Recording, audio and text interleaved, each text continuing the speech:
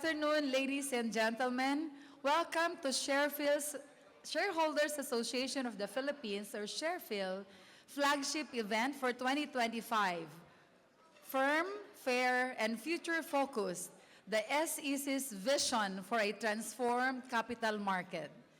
I am Mai Sigibisnar, Trustee and Treasurer of SharePHIL.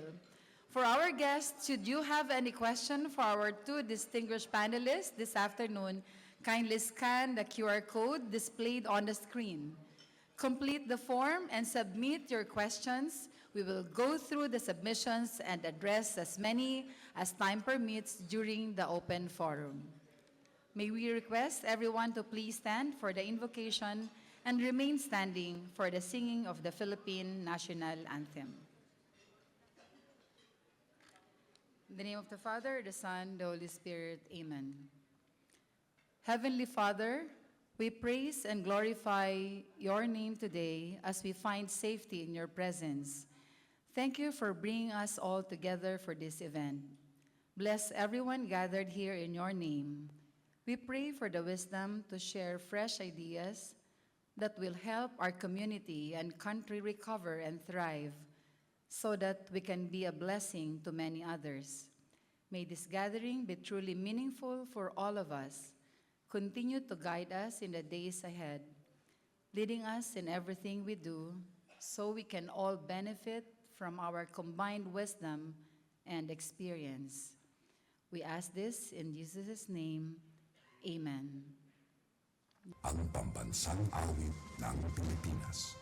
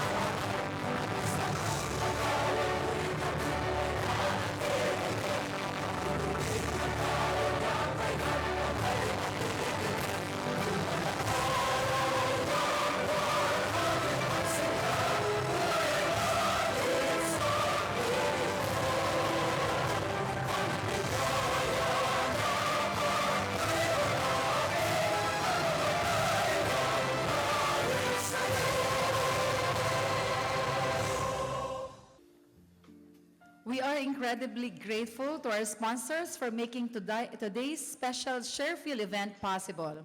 Your commitment to a dynamic and transparent capital market resonates deeply with the vision of SharePHIL as the leading voice for minority shareholders. SharePHIL tirelessly works to empower investors through education and champions strong corporate governance. As key part of SharePHIL's mission and why this event is so vital is our shared dedication to elevating the investor relations profession by providing essential platforms for knowledge exchange and best practices, and ultimately strengthening the dialogue between companies and their shareholders.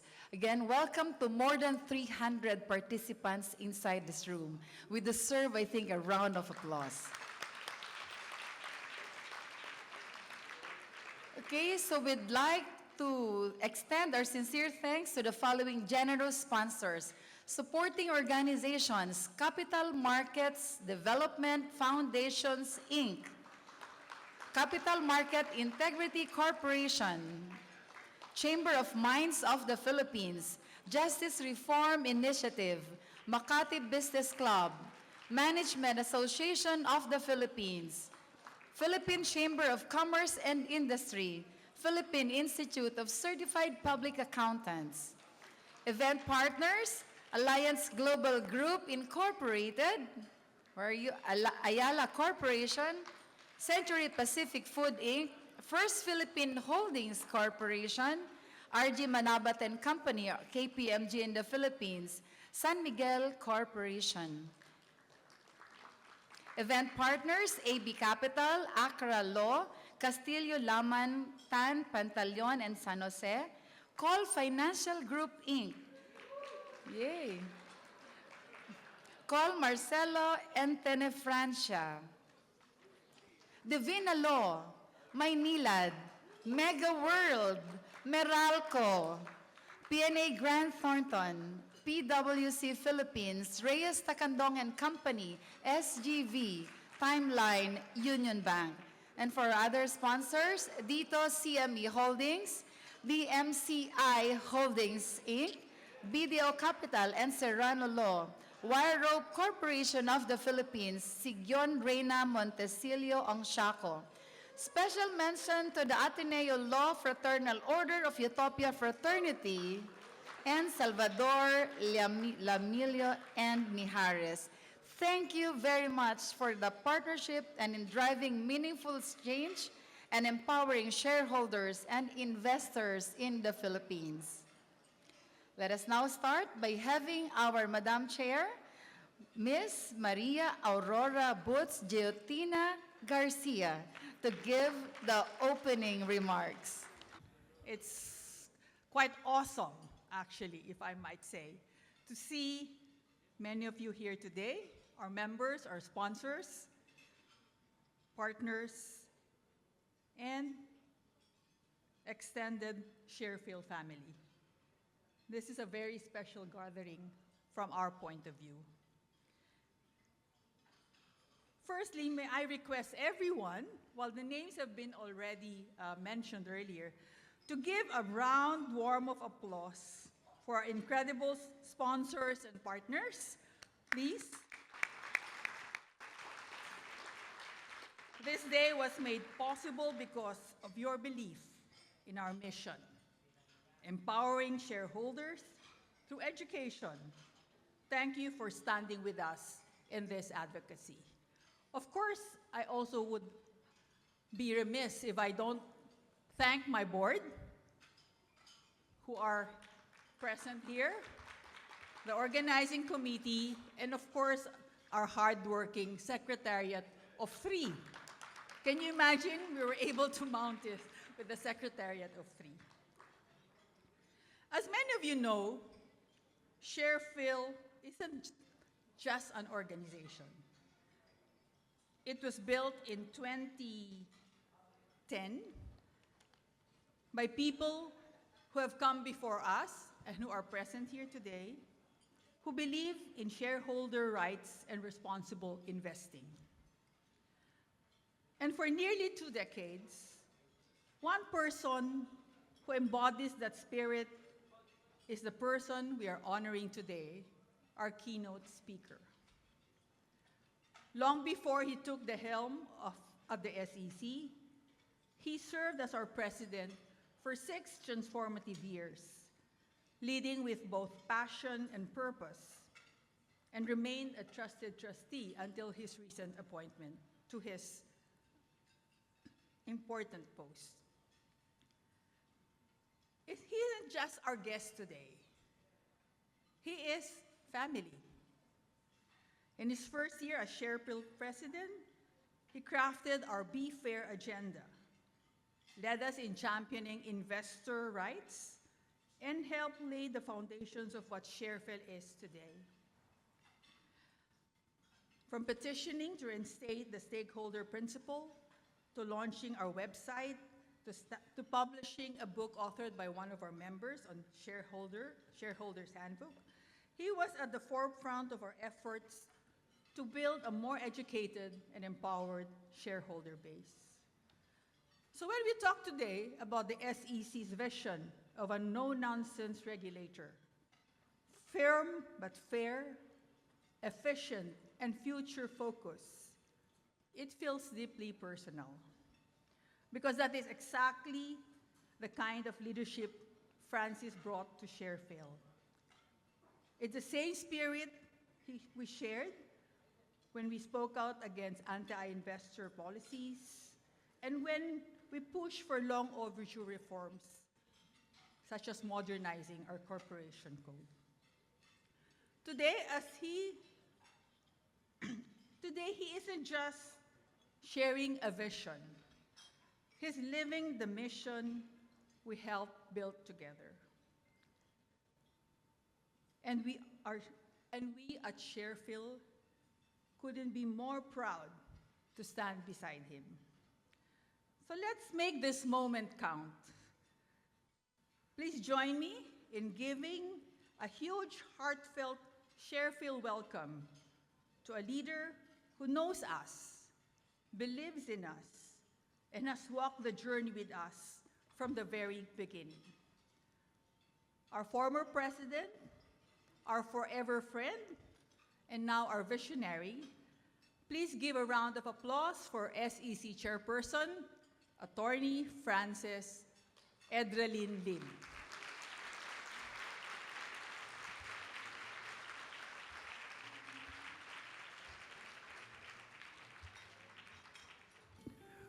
Thank you very much, Butch.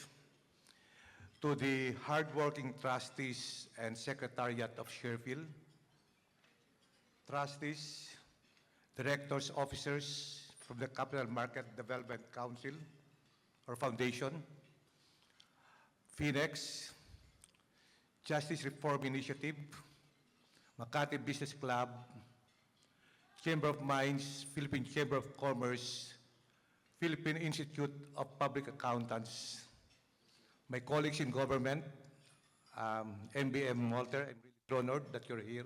Thank you very much. Angel Ignacio, and one of my commissioners, Carlo, thank you very much. Friends from the SEC, thank you, Roel.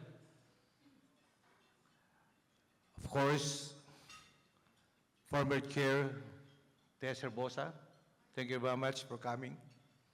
And I see my former student commissioner,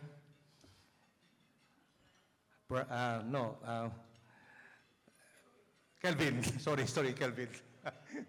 Senior moment, okay. Friends from the private sector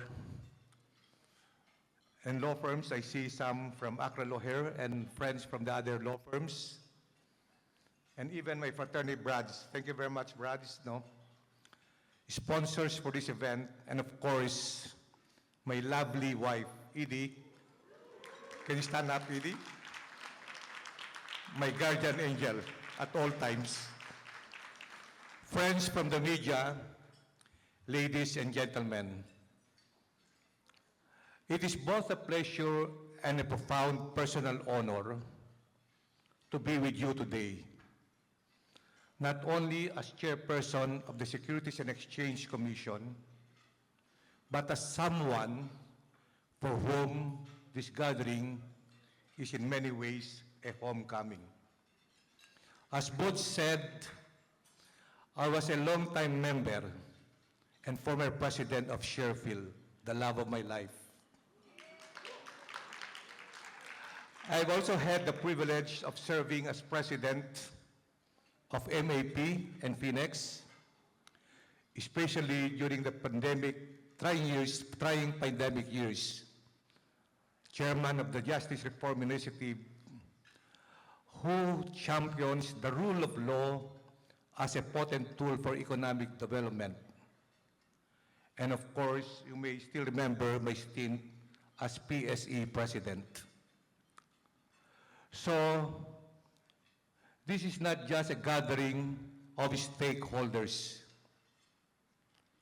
It is a gathering of friends and kindred spirits, united by a shared belief in the power of reform. Allow me to begin by expressing my deep gratitude and recognition to my predecessors, especially my immediate predecessor, Emil Aquino, and my former partner, Tessa Bosa, for the programs and initiatives that they began. Programs that form the foundation of what we continue to build on today. Rest assured, Chair Tess, that you and the former chairman legacies will endure in what we are doing today. from the vantage point of someone who has long worked at the intersection of law, policy, and capital markets, one lesson stands out.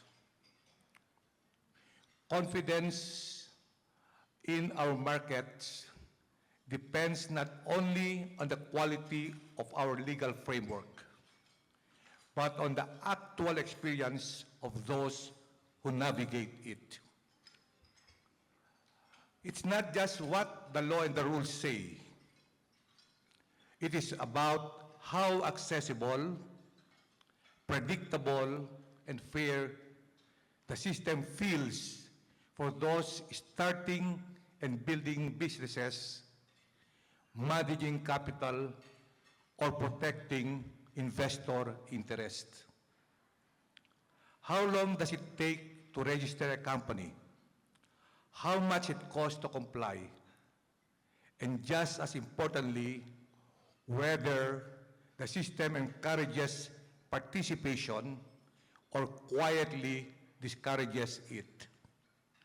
For me, this is the real test of a modern regulator, not only whether we enforce the law, but whether we foster an environment where businesses can thrive and grow, investors can commit long-term capital, and markets can serve the real economy. Today, this afternoon, I want to share with you how your SEC is rising to meet that test, and how, with your partnership, we will build a capital market that is deeper, more dynamic, and more inclusive. Meeting the challenge.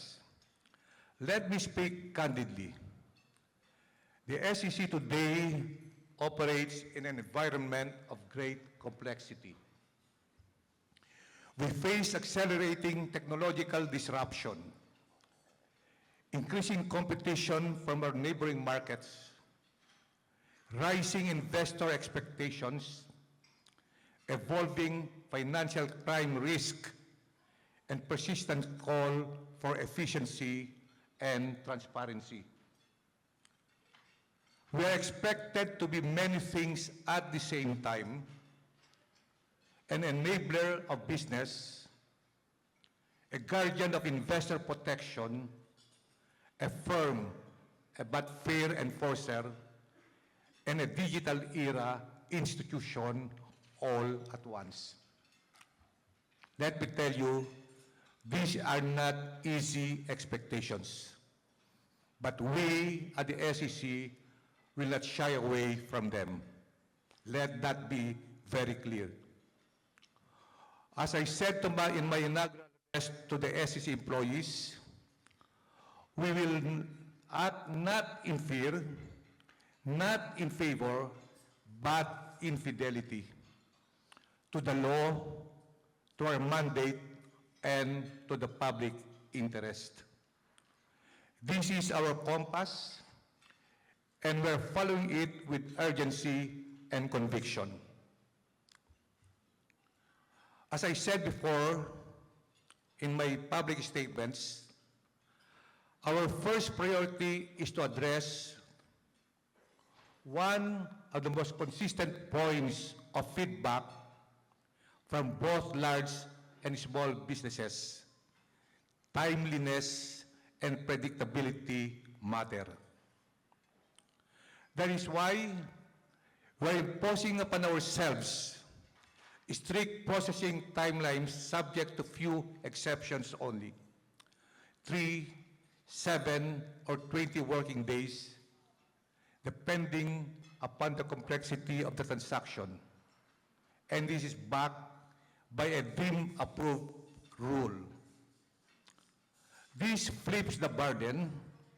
No longer must the applicant chase the regulator. Now, the regulator must deliver, and on time.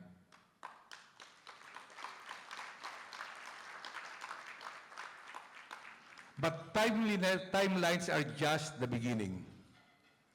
We're building a real-time application and tracking system, aging system, for transparency, accountability, and confidence. We're conducting internal audits to fix bottlenecks and instill discipline across the institution.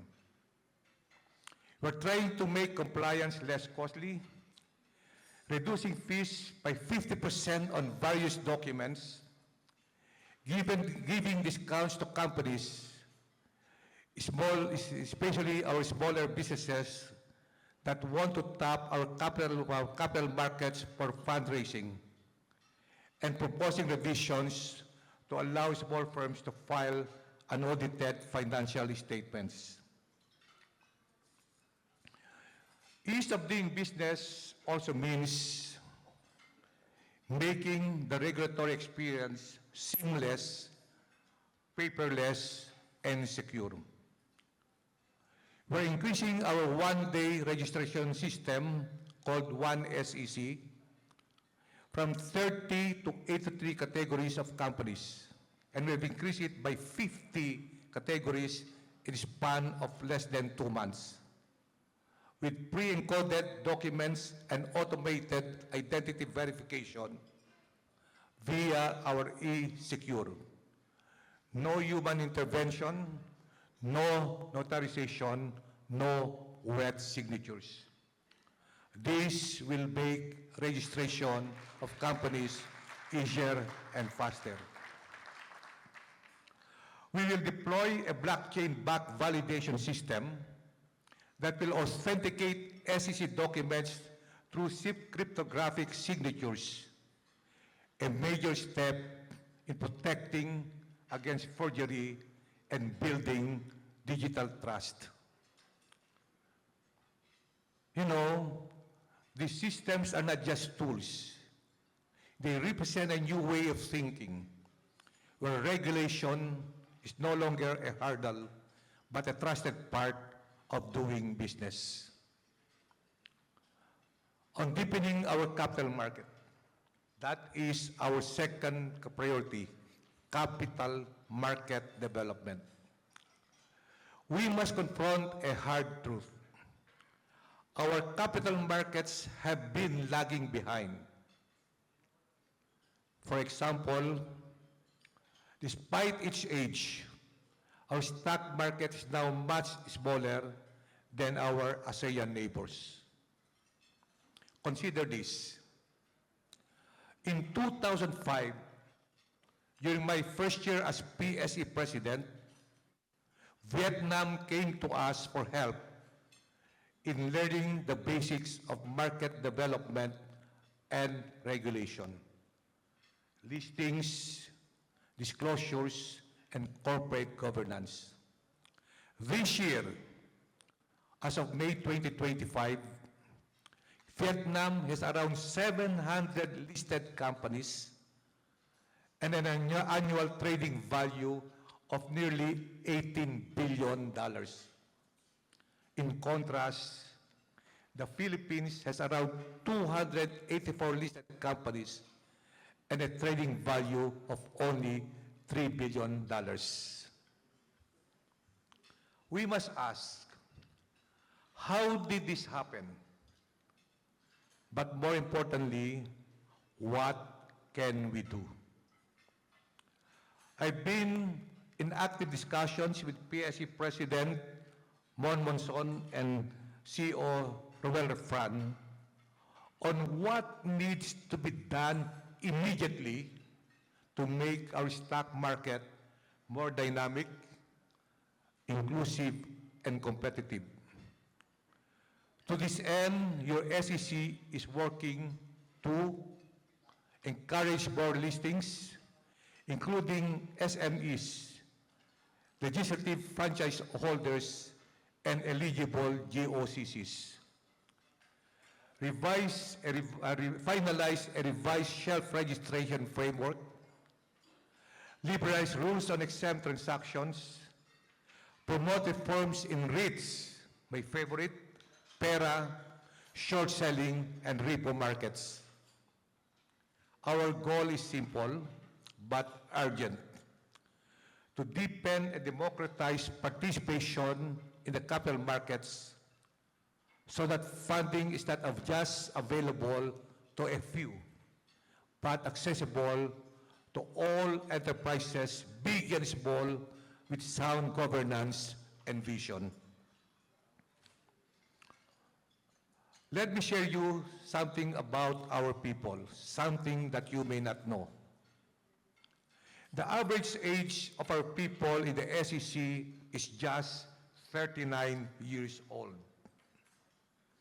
In the short time that I've been chair, I have seen energy, professionalism, and real idealism in this next generation of public servants in the SEC.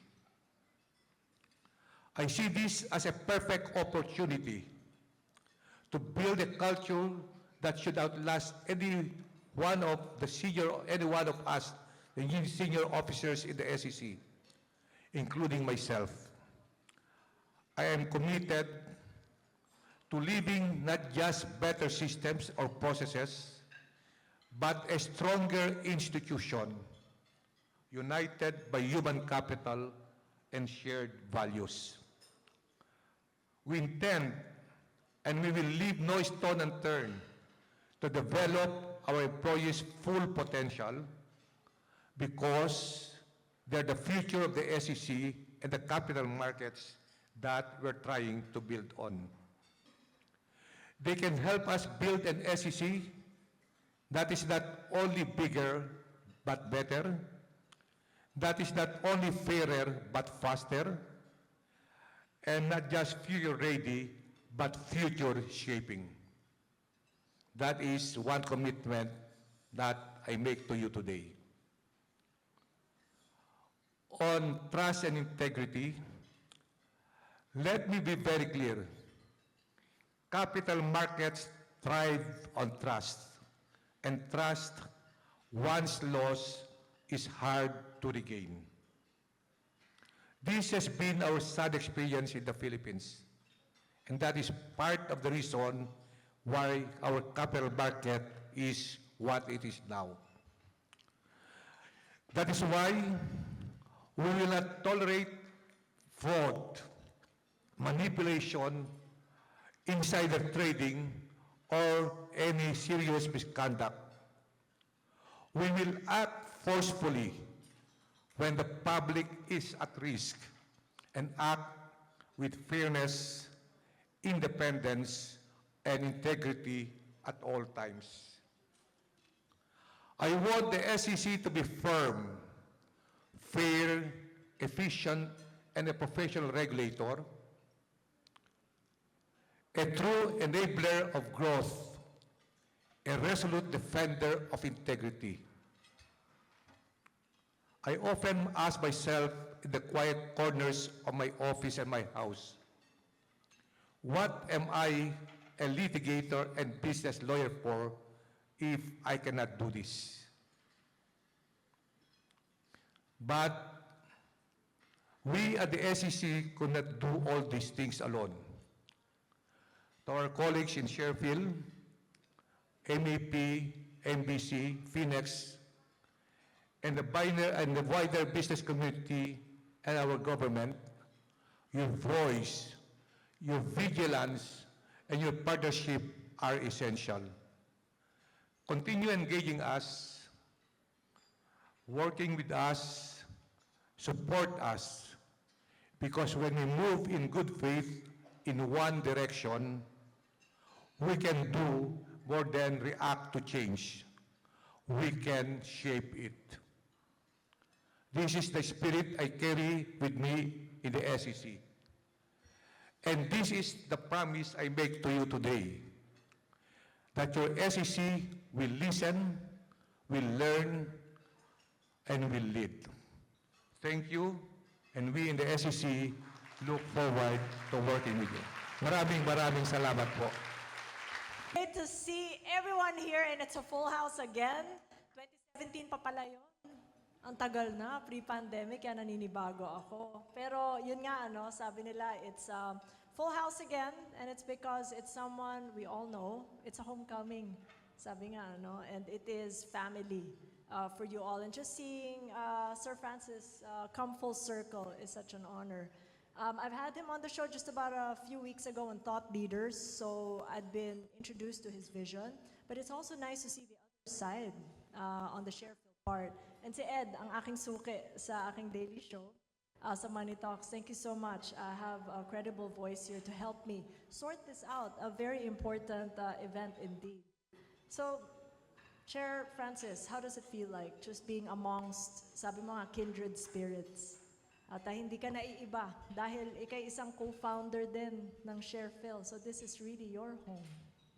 I feel very much at home, yeah, and glad to see everybody that I've always seen, met, no.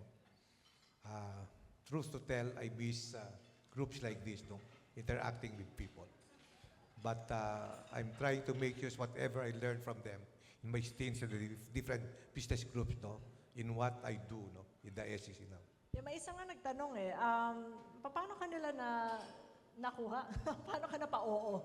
Kasi nga sabi mo rin doon sa interview, you were so happy with your 10,000 steps, your books. At if I got it right, nagpaplantito na rin po. Ask my wife.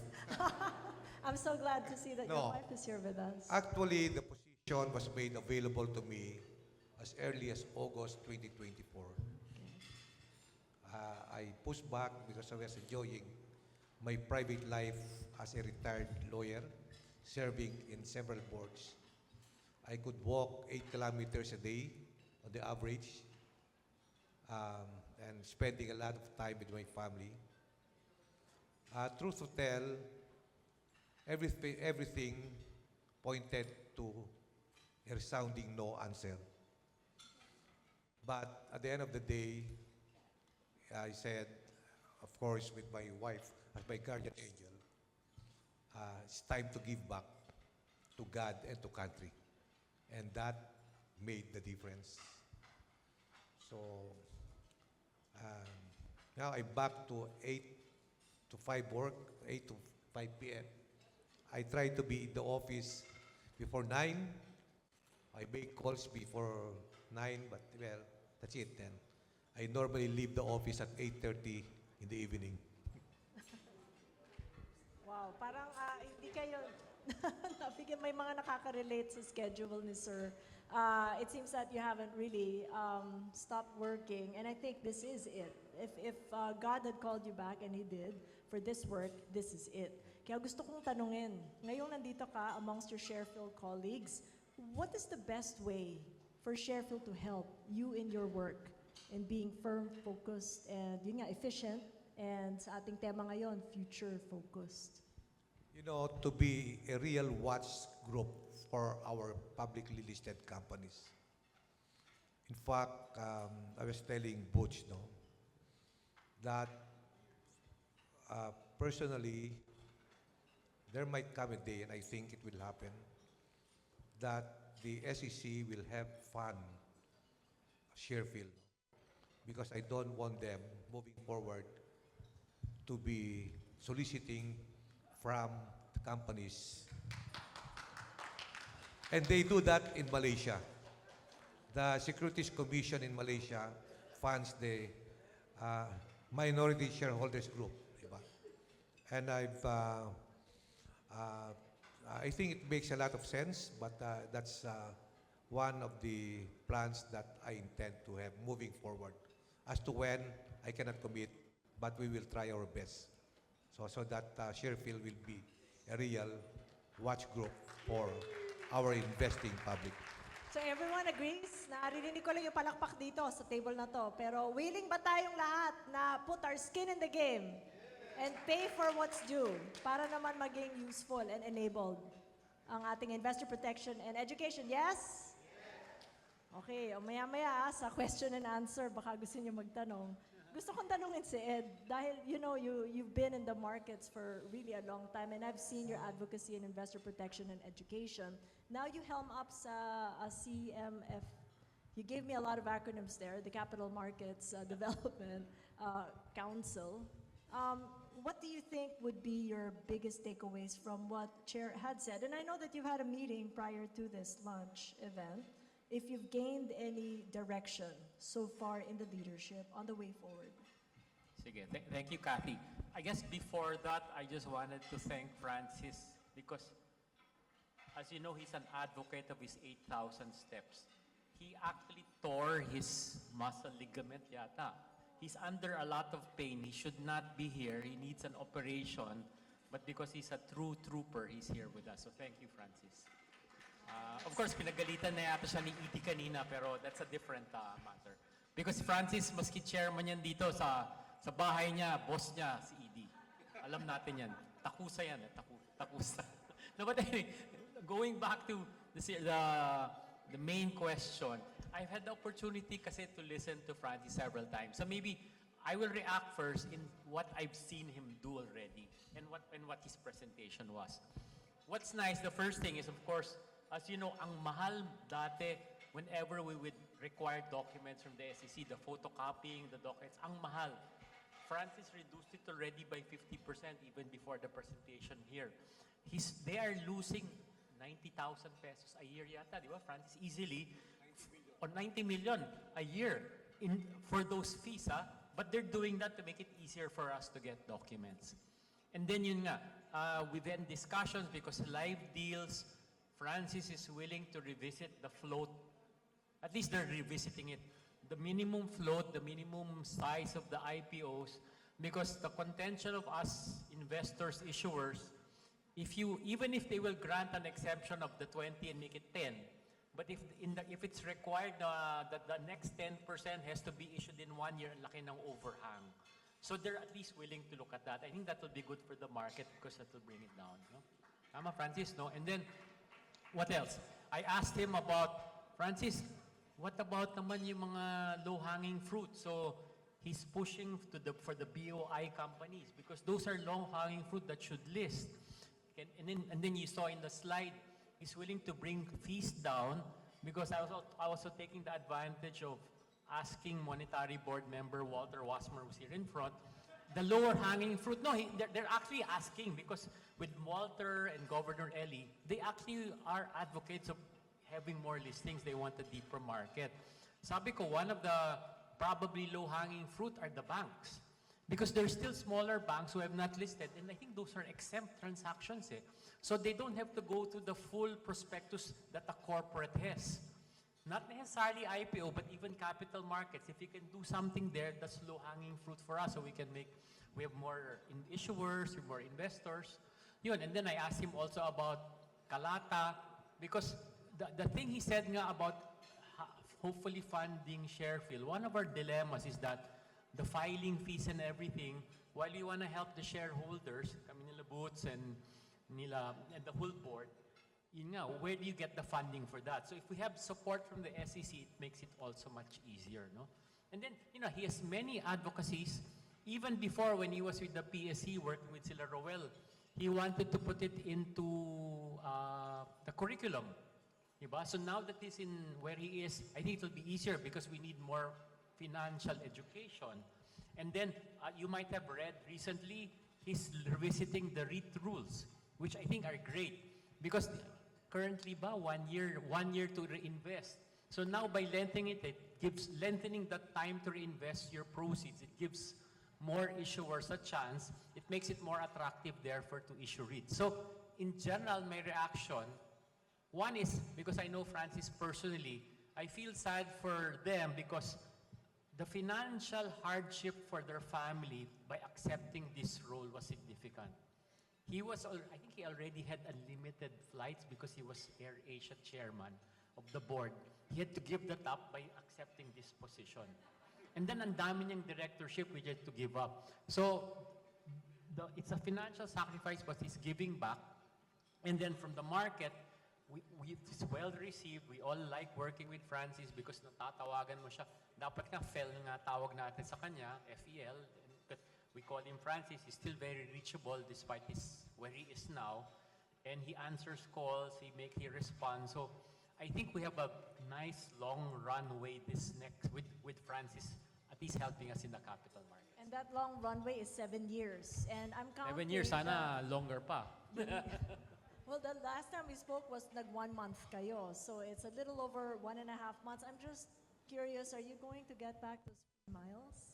Pagtapos ng 7 years? I'm just curious. Because there's just so many things that you had to give up. I'd like to open the floor for questions, okay? Meron tayong mga microphones dyan. So make sure you queue up. Just say your name, your affiliation before you ask your question, and to whom.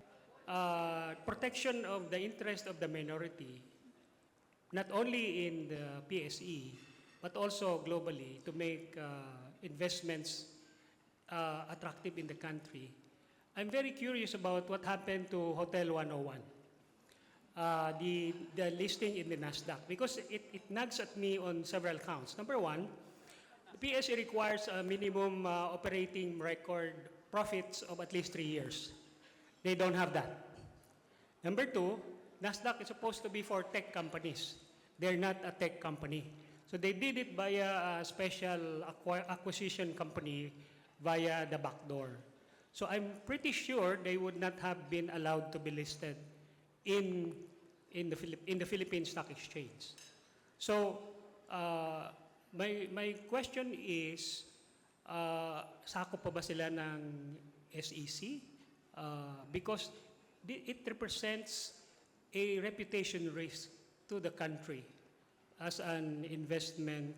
Because I recall that in 30 years ago, when PLDT was at that time 30% of the index, had to go through a lot of requirements, literally voluminous requirements, just to list their shares via the American Depositary Receipts, the ADRs. You're quite familiar with that. And then this happens, which is a complete opposite. So I would like your thoughts on that, and whether how much of it is within the purview of the SEC, and how much is washing hands na hindi namin sakop yan eh. But still, it involves a big reputation risk for the country. Thank you very much. Listing with a foreign exchange is a business decision, no, of corporates, no, including our. In fact, long time ago when I was PSC president, a company came to me saying that they wanted to list in Singapore, SGX. So I got the data, and I said, no, there are Philippine companies that listed abroad, but no one succeeded, no, because as far as the investors are concerned, I don't know. So I discouraged that. So, and I don't know what Hotel 101 did, no, that it's now. But I don't know if they would come to the SEC for relief, but I cannot do anything about that. No? That was their decision, and to have to stand by their decision. No? So the point is, for me, you have to list in your own home country, diba? Parang we can properly guide you, because in a big market like NASDAQ, of course, you were trying to insinuate they make some exceptions because they're not a tech company. Ibang That's why part of our is to not only to educate investors, but to educate the corporate on how to access capital, no, in the domestic market, no.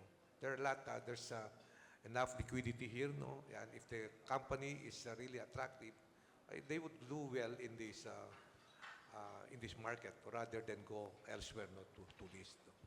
So, but that's a business decision of the board, and we have to respect it, no. And I don't know if any relief is available from the SEC, no, in that regard, no. Alex, no.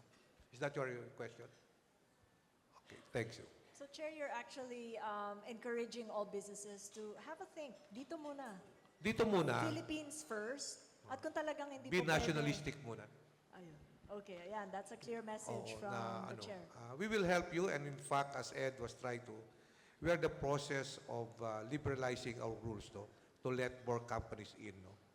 And we are very, very, being on the other side of the fence before I was here, no? Yung risk of over-regulation, no? Overreach, no?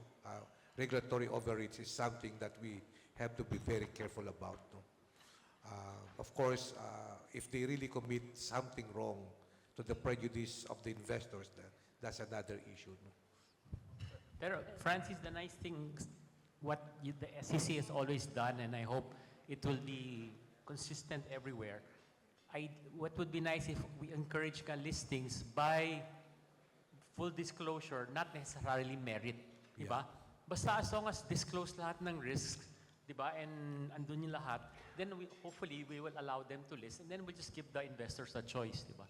Yeah, in fact, that's the shift of introduced by the Securities Regulation Code, no? From a merit-based regulation to a disclosure-based regulation. Unfortunately, there was this one case by the Supreme Court which ruled that despite the SRC, it's still a mix of merit-based and disclosure-based. No? Ang parang reasoning nila, if a company discloses that all the, let's say, directors are, let's say that many of the directors are subject to pending criminal cases, should the SEC list that? Diba? But we have rules, no? So I think there's that Supreme Court decision. I studied it when I was the PSC, where the Supreme Court said, no, it's disclosure-based, but if you look at the SRC, there are provisions there that makes merit-based regulation, even at the IPO stage, is still relevant. I think that's the, I don't recall the case anymore, no, but it's there, no, I can research it. So we have to navigate, no, between the SRC, the basic policy shift of the SIC, and that Supreme Court decision. To the extent possible, let the market decide for as long as there's full, accurate, and not misleading disclosure. You can disclose naman, but still your disclosure is misleading, di ba? So there are three, as Roel knows, no? You can disclose, of course you have to disclose accurately, no falsehood. You have to disclose properly, fairly, completely. But there is also that rule that disclosure should not be misleading. And that's part of the weaknesses that I've seen. No? People disclose in a misleading manner. And that is expressly prohibited by the Securities Regulation Code. So the onus is really on the company to just disclose and be honest. That's where the professionals come in. It should not be only accurate and complete. It should not also be misleading. Many investors are being misled by misleading disclosures. Okay? Kaya nga doon din nagsisimula no yung topic of trust. Yeah. Very important. We'll discuss that later, but I've got here Attorney Ira Pozon for a question. Go ahead. Thank you. Mr. Chair, I'm Ira Paulo Pozon. First of all, as the Chair of Ease of Doing Business of MAP and a former official of the ARTA, thank you for taking the strict timeline approach. We capify this, the ARTA, with our DIM-approved policy and Thank you very much, bro. the timeline. When I was still at ARTA, it was hard to find government agencies to even consider the dangers of a regulatory overreach. So thank you for that. I'm here on behalf of MAP. I'm the chair of the Ease of Doing Business Committee. And my question is, within the SEC itself, what KPIs or indicators do you use to track the ease or friction of doing business? And if so, is there room for a joint scorecard wherein we from the private sector and the Commission can work on it, measure progress, and identify the bottlenecks in real time? Thank you. Yeah, we are in the process of having this tracking of aging system where the assignment on a per processor basis is tracked, no? Including the workload. It's a work in progress. It will take time, but it's there. I attended one meeting of our directors, the operating people, and I think because we should have that aging system, no?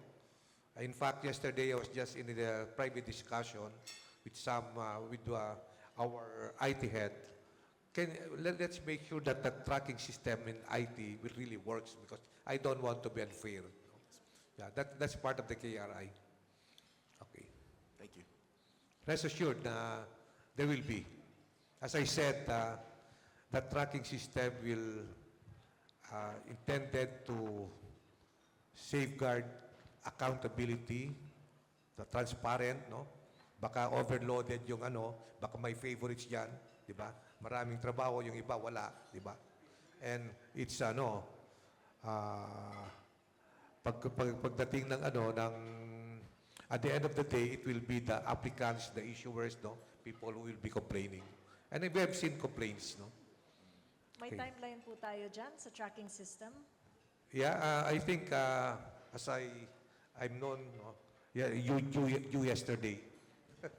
Okay, so that means No, I've been immediate meeting with effect. them. Okay, All right. thank you. I also sit in the board of the Ateneo Center for Economic Research and Development. So congratulations on this new post. And you've been the head honcho of a lot of these institutions like the Philippine Stock Exchange, Phoenix, MAP, SharePHIL. So more or less, you've seen what is really wrong. Why can't we achieve that development that all of us here have been hoping for decades? As you mentioned earlier, Vietnam was asking for your help in 2005. When I was a young investment banker back in the 80s, Thailand just set up its SEC. So having been around, if you were to really be the holistic doctor of the sick man of Asia, what should really be done, sir? You know, I have a theory. Our capital market is like this because we have done little things that we were not supposed to do. And we have not done little things that we were supposed to do. These little things accumulated over the years. And that's why, you know, when our macroeconomic fundamentals were very strong during the Pinoy administration, I was watching the market, and the market was not responding despite the fact, so something must be wrong.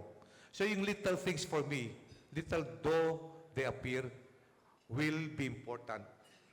Kasi if I were investors, okay, little things, hindi nagagawa ng Philippines, why should I entrust my money to them? Ganun lang yun eh. That's why at the start of, there are rules and regulations. This is the SRC. At the start of my appointment, I made a public statement.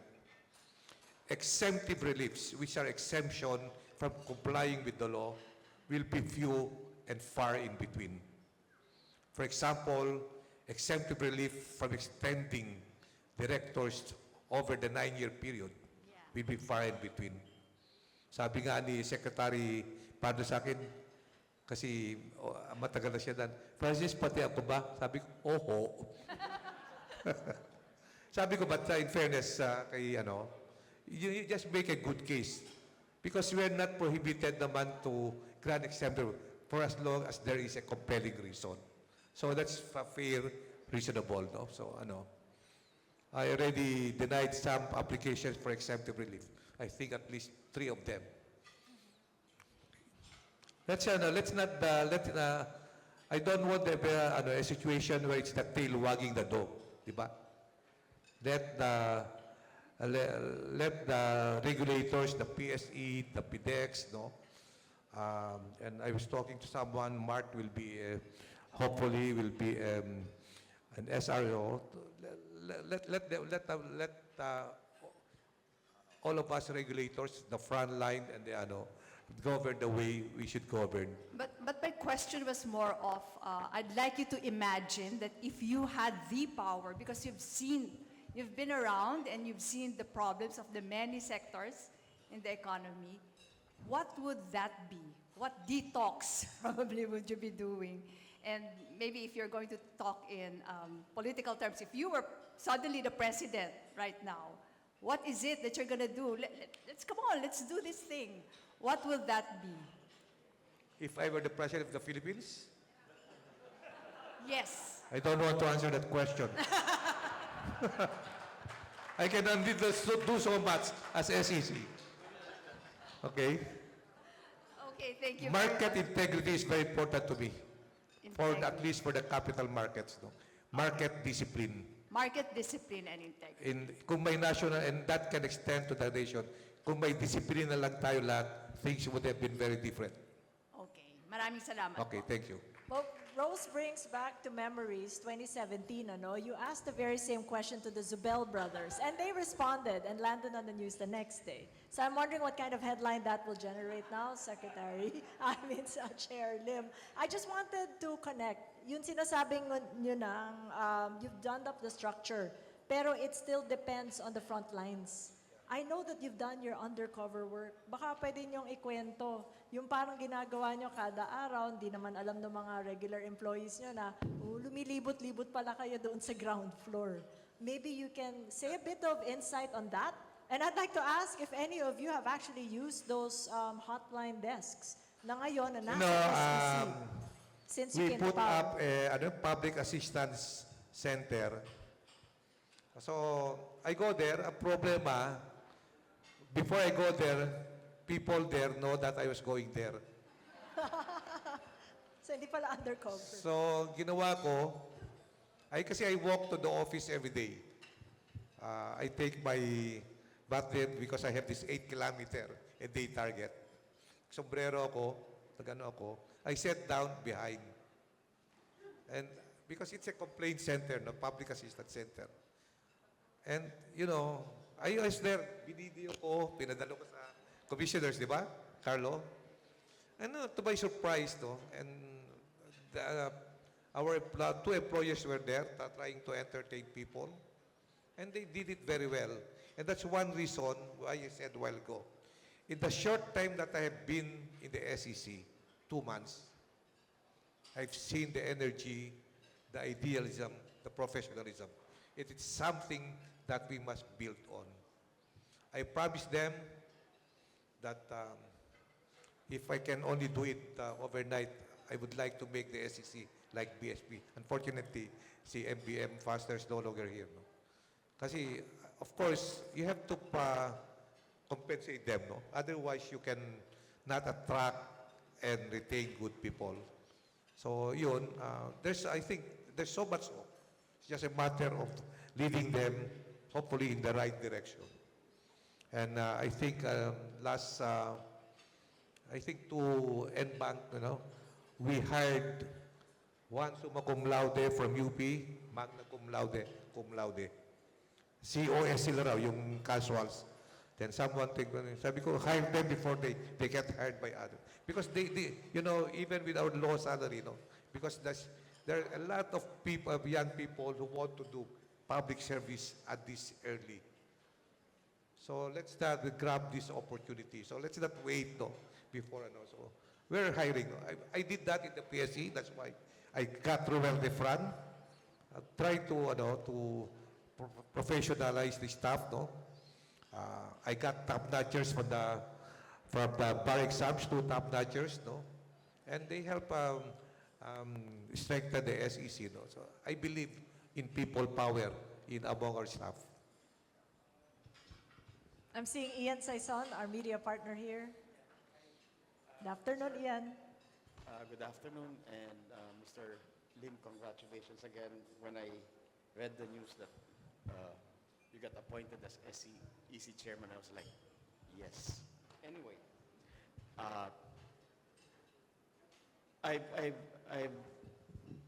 I've covered the stock market long enough. I think it's almost 2 decades.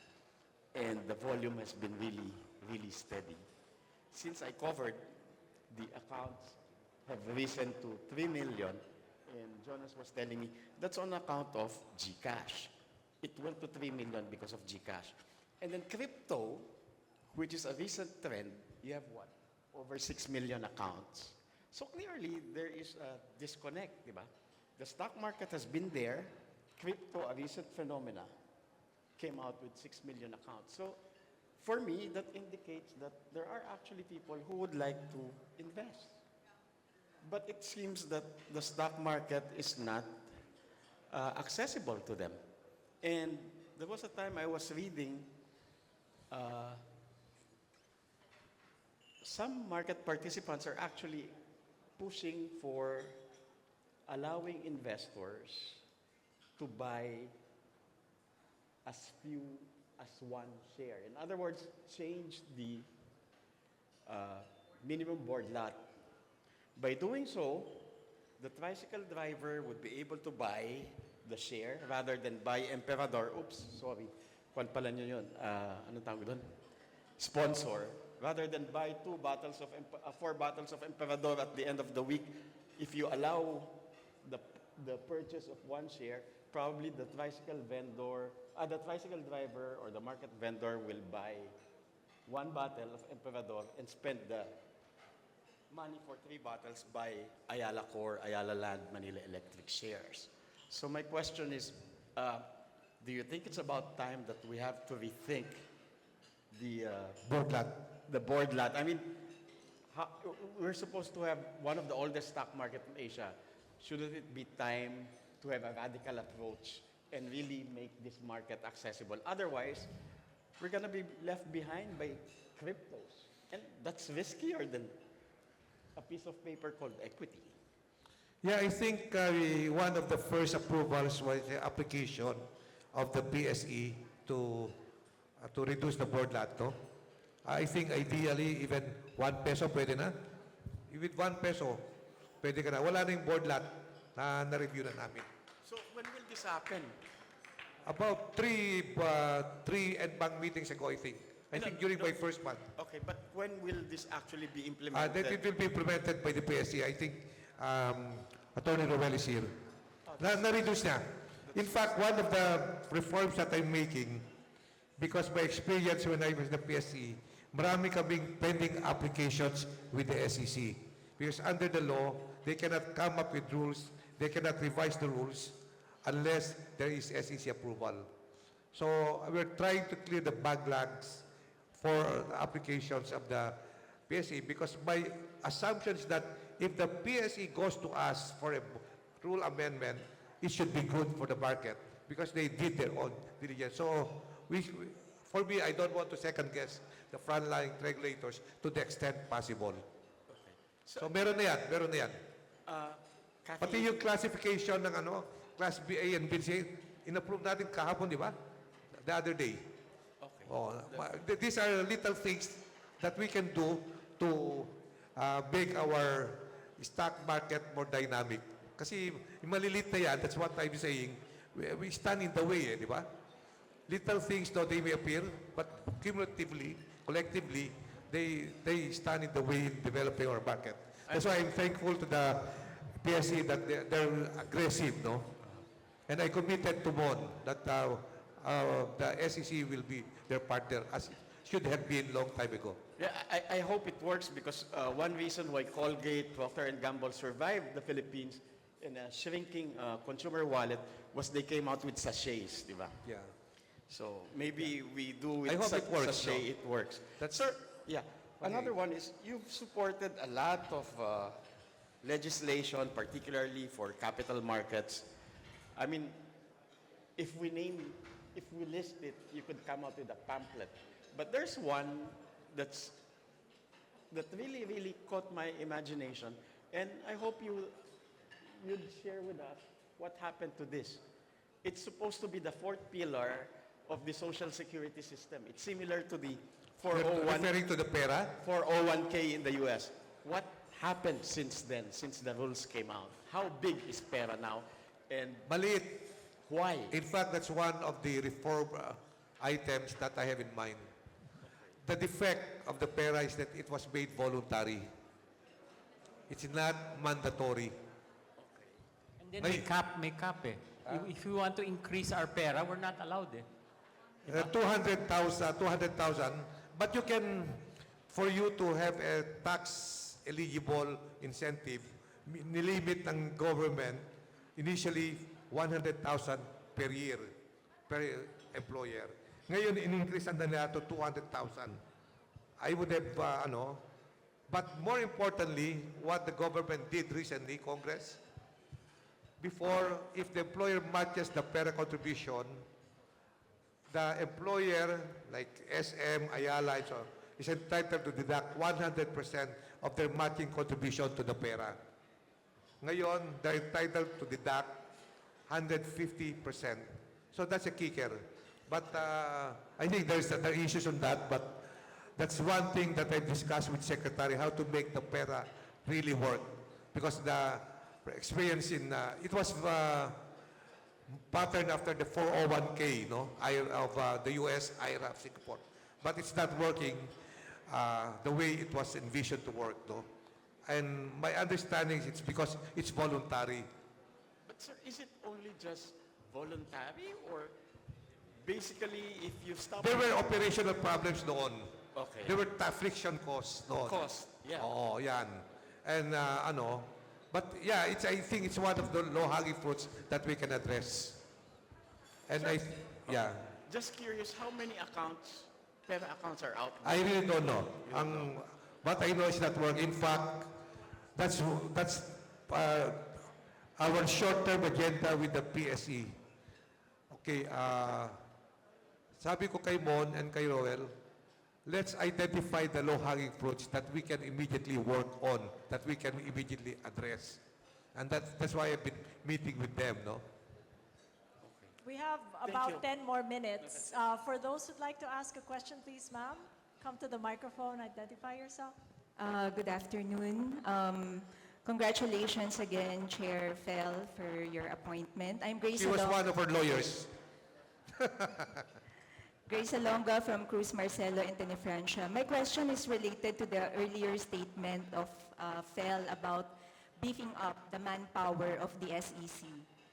We commend the SEC's continued digitalization efforts, which have enabled remote and contactless transactions while significantly improving the efficiency of applications and request processing.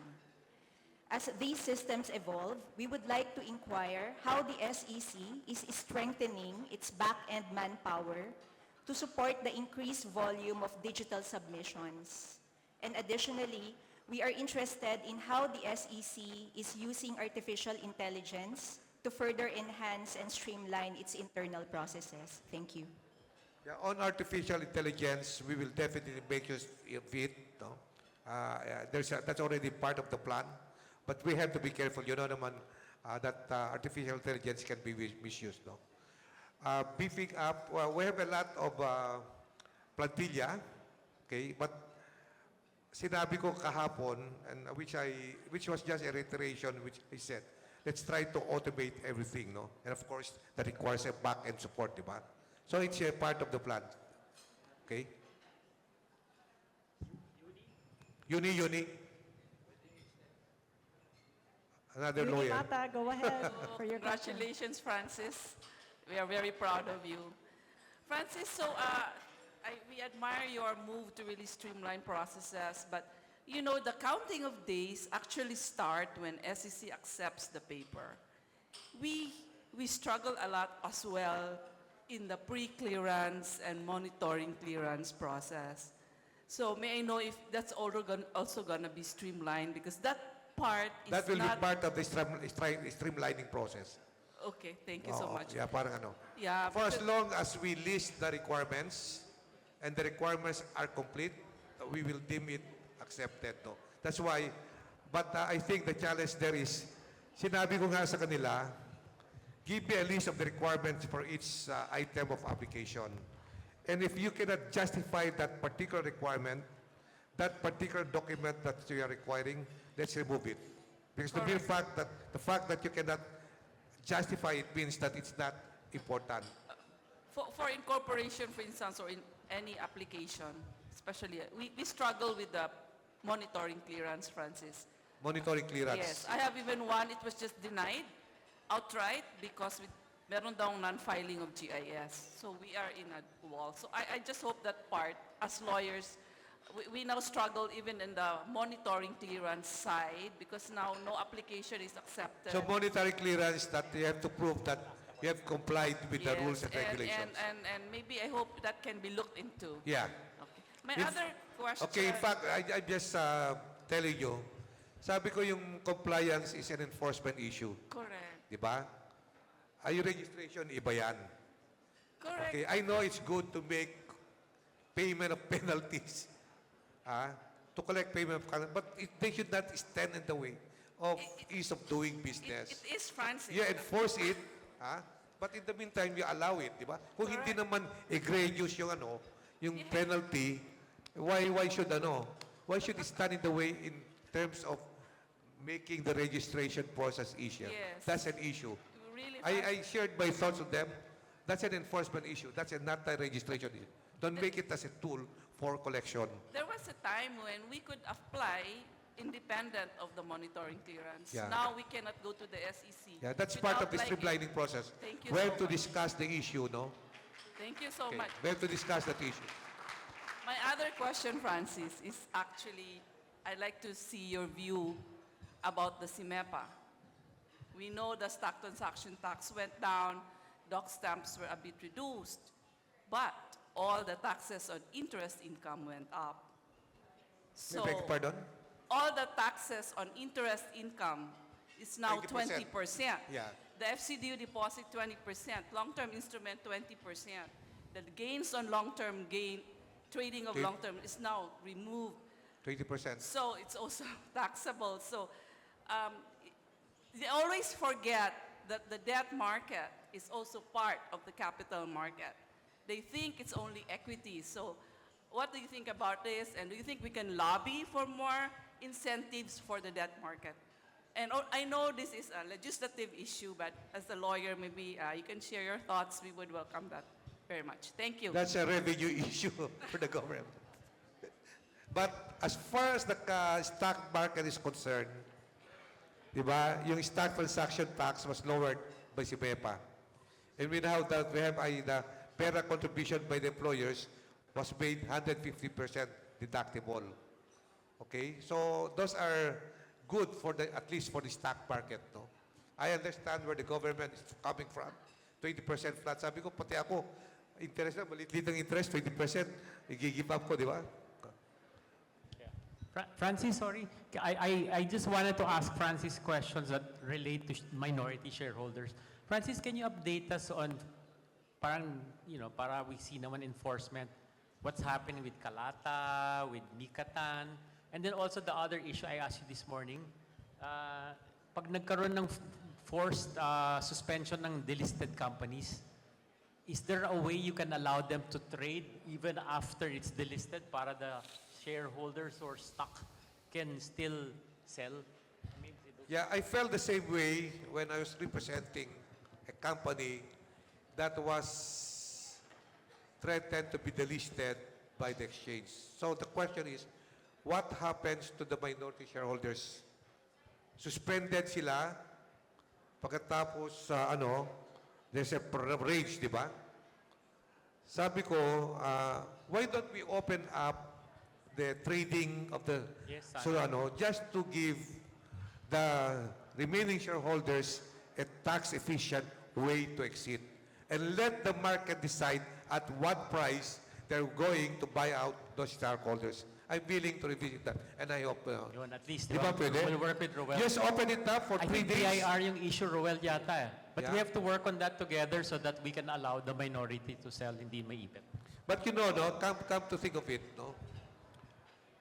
STT, anyway, it's a minor issue because the STT has been reduced unlike before, Kasi yung capital gains kasi, you pay the tax only if there's a gain, di ba, Roel? Yung STT, wala. Pero kung nag-close na yung company, I'm sure that the present market cost may be lower than the price at which they acquired it. So, zero, di ba? So, these are the issues that we have to discuss. But I'm in for opening up the stock market for 3 or 5 days just to enable the minority shareholders to exit. I think that should be done, personally. Thanks, Francis Kalata and Mikatan. I think they're pending in courts, We already filed the case.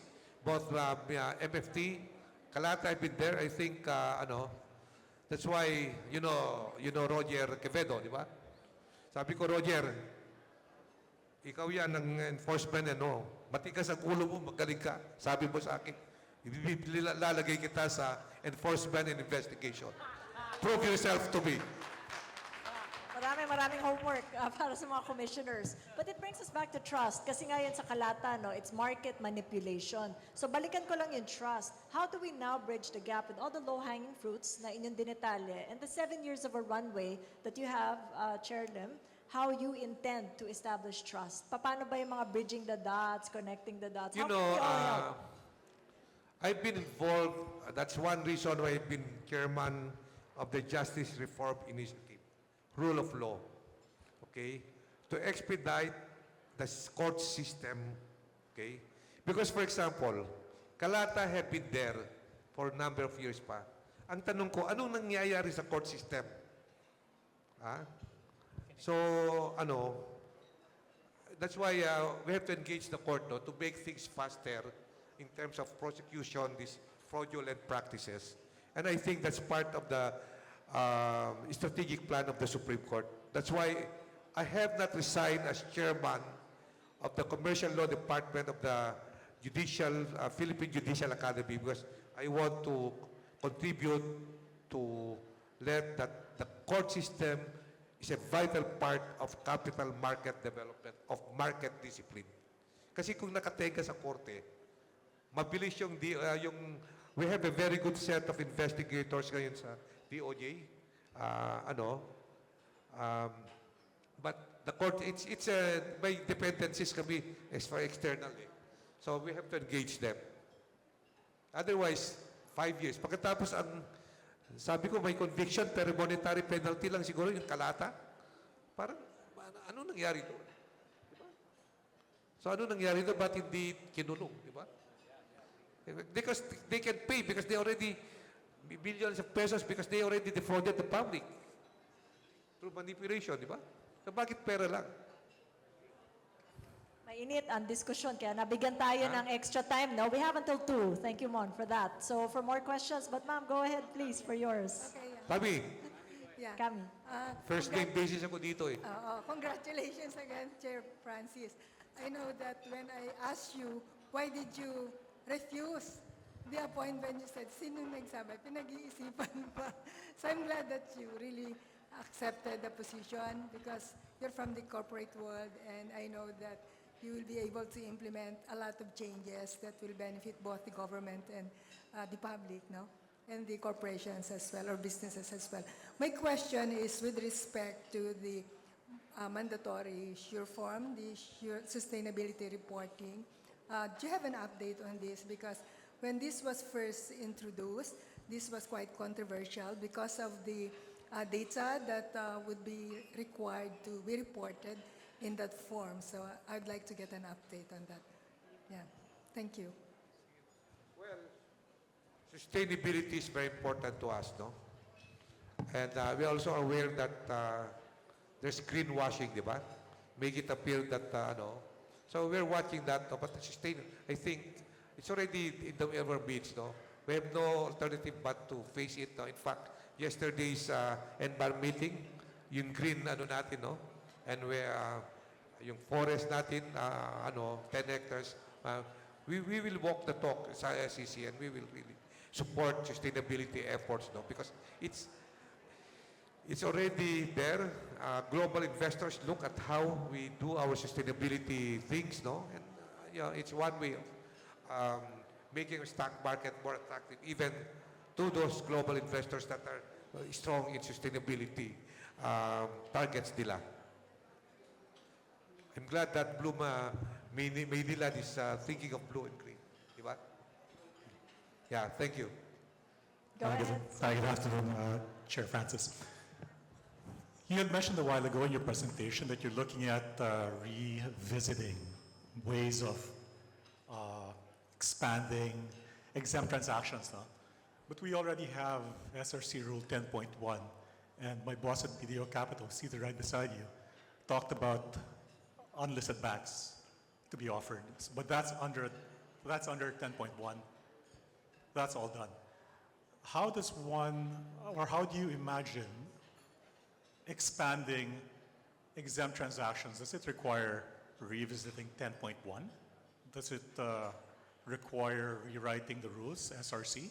I mean, Yeah, how do it's you- an item that is, will be addressed sooner than later. Exempt transactions 10.1. To the extent possible, as long as it's clear, yung notice na lang, di ba?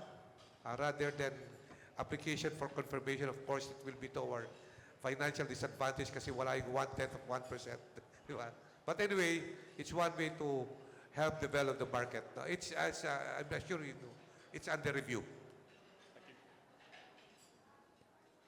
I saw earlier Alex wanted to come back to the mic. We have 5 minutes, Alex. Go ahead. Yes, I was the first to ask, but I had two questions. I understand your answer on the second one, but you have not answered my first question on Haven. Meaning last year pa lang, an international fund manager noticed that on very low volume of trading, the market capitalization of Haven was more than SMIC, which is the largest conglomerate in the country. So I'm not even talking about the entire Golden Haven. This is the cemetery company. Okay? I'm not even talking about the bigger Vista Land group, because Ed and I know the Vista Land where we're underwriting their bonds and their operating companies are good. Just focusing on Haven itself, which is on a few transactions at a very high price, it resulted in the market cap of that company becoming even bigger than SMIC, which is the biggest market cap. No? So that is obviously a distortion, which in your speech you said we're protecting minority rights and we want to prevent any market distortion of any form. So thank you for giving me this opportunity to bring back the question. Thank you. My answer, Alex, just watch us.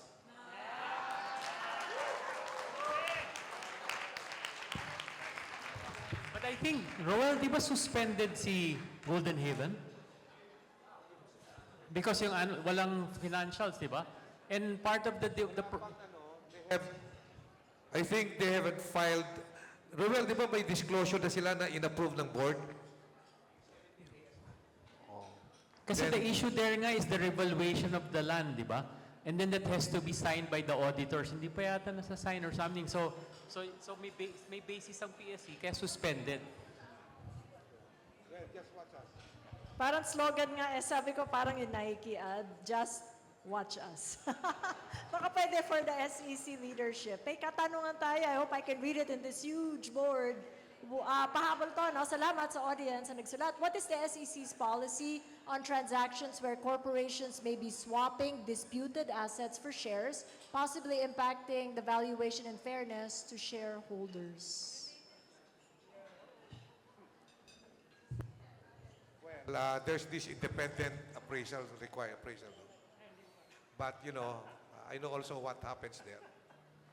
So, it's an issue that I was confronted with when I was in practice. No? So, it's close to my heart.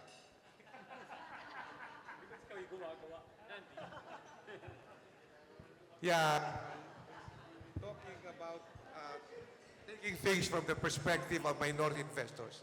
I think things like that should not happen. Yeah. That's why I want the independent appraisers to be really independent. I think to really value things the way they should be valued. It's a tough issue, but we have to really come out forcefully on items such as this. Minority shareholder issue yan, di ba? So my role then for our independent appraisers to restrain and also be disciplined. There's a provision in the Securities Regulation Code that professionals may be liable for being aider and abettor. Better watch out.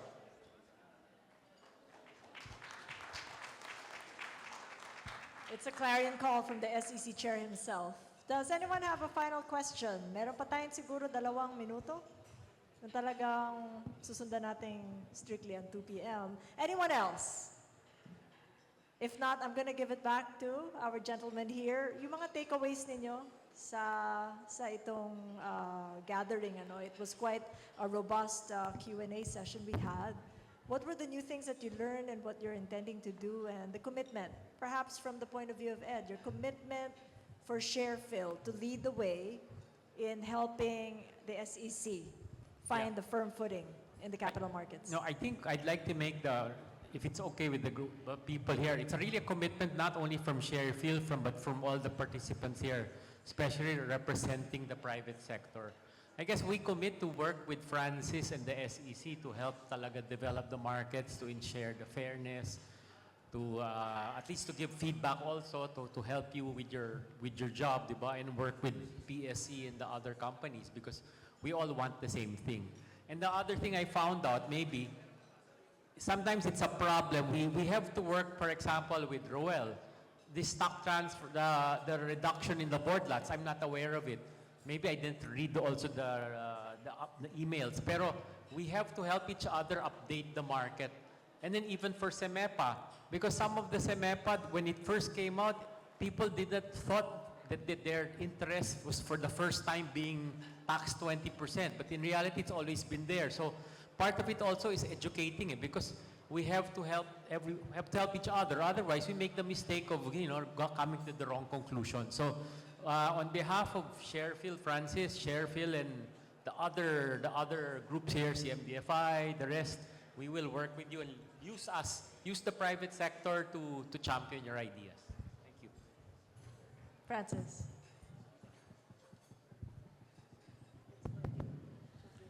Well, we will try our damn best in the SEC to move things, no? But we cannot do it alone. It should be a shared commitment. You, the private sector, the government, the regulators, and the investors, no? There's one thing that was mentioned that I feel very strongly about. Yung investor education, in fact, yung Capital Market Development Act, I was president of Phoenix then. I inserted a provision which made it mandatory for senior high school students and college students to take up financial literacy regardless of the course that they would major in. It was approved by the House. Unfortunately, Senate did not have the time to pass the law, but it's something that we should really work on. No?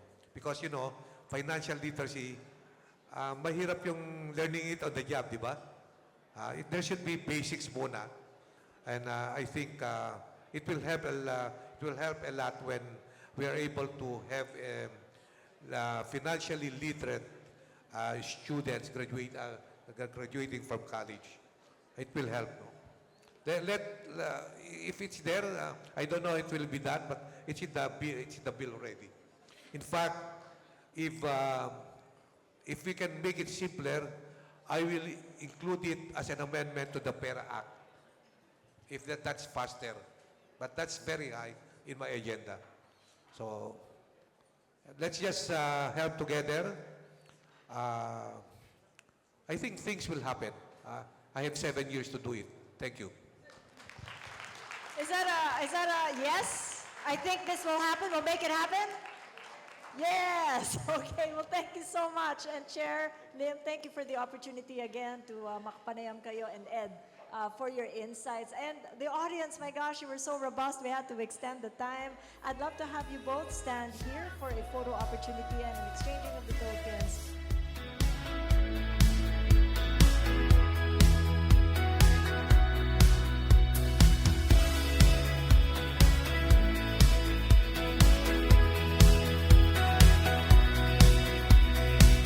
I'd just like to, on behalf of SharePHIL, I'd like to thank everybody for your support, the organizations, partners, sponsors, and members of SharePHIL, and the guests for making this day successful. So thank you again, Attorney Francis, thank you. And, more power to the SEC. Have a good day.